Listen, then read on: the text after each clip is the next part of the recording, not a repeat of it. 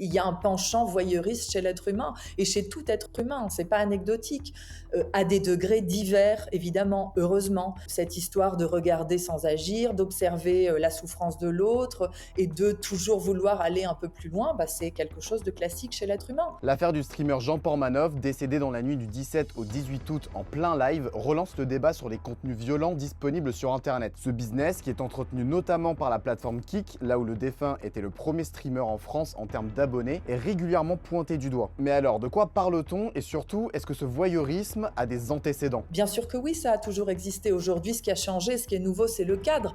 Je veux dire, on n'est pas très loin finalement des scènes publiques d'exécution. Vous voyez, quand on faisait des décapitations, à l'époque, on se déplaçait pour aller assister à ce spectacle-là. Aujourd'hui, il suffit d'aller sur son écran et de scroller sur les réseaux. Vous savez, quand on est streamer, on est dans un écosystème très concurrentiel, c'est-à-dire qu'il faut arriver à fédérer de plus en plus de monde, il faut arriver toujours à proposer des contenus de plus en plus attrayants, attractifs pour une communauté qui fait face à une multiplicité de contenus.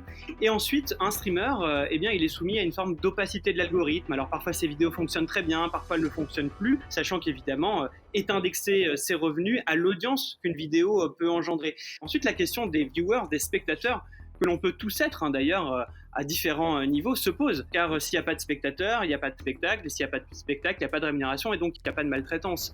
Donc tout ça, c'est une sorte de triptyque un peu toxique. C'est-à-dire que s'il y a du public pour le regarder, ce public a aussi une part de responsabilité. Dans ce cas-là, on est derrière un écran et que derrière un écran, non seulement ça désinhibe, d'une part, mais en plus ça donne l'illusion qu'on est hors jeu, donc on n'est pas responsable. Bien sûr que les gens derrière leur écran, en tout cas j'ose espérer pour certains d'entre eux, ne pensaient pas que c'était forcément quelque chose de réel. Il y a quelque chose de l'ordre presque du jeu vidéo. On devient co-scénariste avec une participation active. Les viewers, spectateurs pouvaient pour 5 euros, 10 euros, prononcer leur insulte en direct ou demander à ce que le streamer fasse telle ou telle action. Donc il y a un sentiment de pouvoir, de domination, d'impunité pour flatter l'un des pires voyeurismes, voire même de sadisme.